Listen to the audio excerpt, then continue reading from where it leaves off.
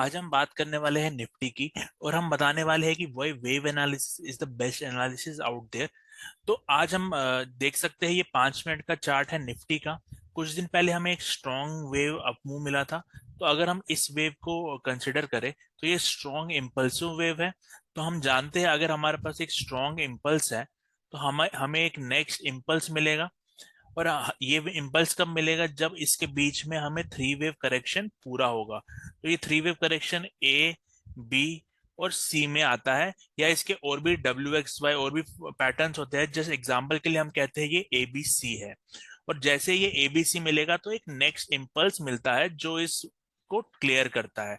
तो इसी वेव में जैसे ये इम्पल्स मिला तो हमें क्या करना होता है? हमें करेक्टर का वेट करना होता है और एक नेक्स्ट इम्पल्स का ट्रेड करना होता है। तो जैसे ये 5 मिनट का चार्ट है, यहाँ पे अगर आप इसको देखें तो ये ए वे मिली आपको, ये बी वे मिली, और आपको जो सी वे मिली उसमें आप देख सकते हैं ये इस पॉइंट के नीचे आ गया।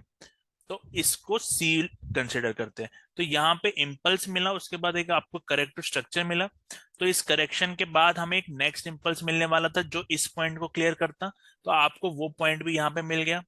तो इसका मतलब आपको इस इम्पल्स के लिए पेंडिंग इम्पल्स मिल गया। I hope this point is clear. तो अगर आप यहाँ पे आप देखें तो यहाँ पे हमें फिर से एक शार्प इम्पल्स डाउन साइड मिला। तो अगर हम यही अंडरस्टैंडिंग हम फिर से डाउन साइड के लिए देखें तो आपको एक स्ट्रॉन्ग इम्पल्स मिला है। तो आपको फ्यूचर में एक और स्ट्रॉन्ग इम्पल्स मिलेगा, प्रोवाइडेड आपको इसके बीच में एक करेक्टिव स्ट्रक्चर मिलेगा जो ए बी सी होगा। I hope this point is clear.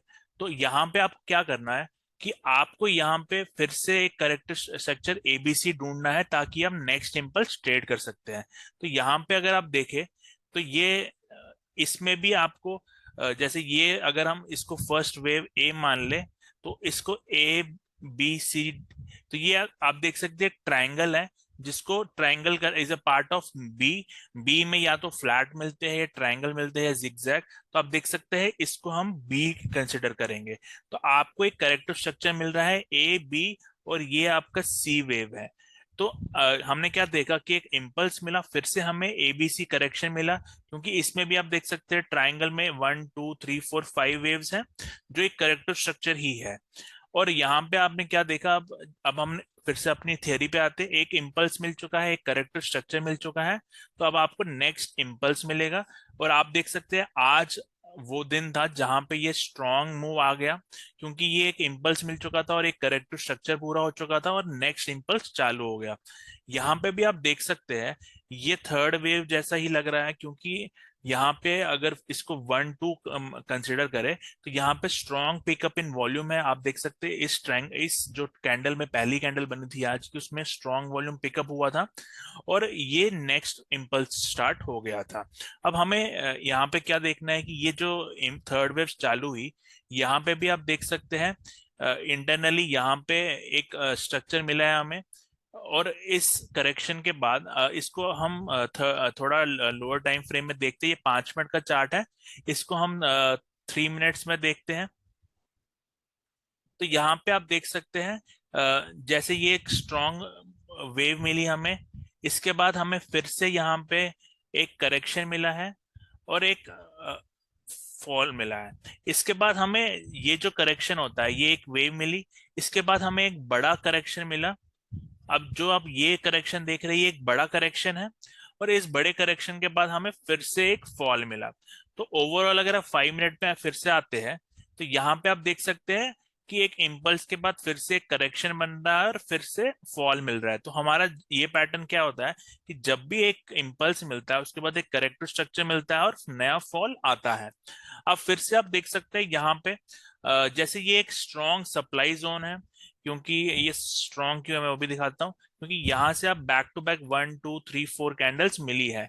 अब आप कंबाइन कर सकते हैं wave analysis with supply and demand Jones.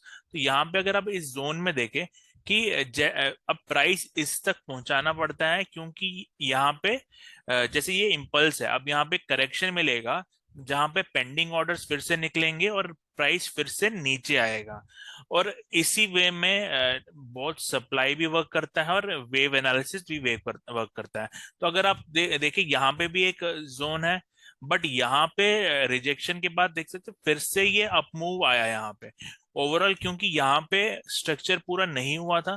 क्योंकि अगर आप यहाँ पे देखें कि ये जो ये पैटर्न है, इसमें ये फर्स्ट वेव ही है, इसके बाद ये सेकंड वेव आपको मिलनी जरूरी है जो करेक्टिव है, और इसके बाद तीसरी वेव, करेक्शन में मिनिमम 3 वेव्स होती हैं, और तभी आपका फाइनल जो फॉल आएगा, जो ये इस फॉर्म में आया, वो इसलिए आया क्योंकि ये मिनिमम 3 वेव्स होती है करेक्शन।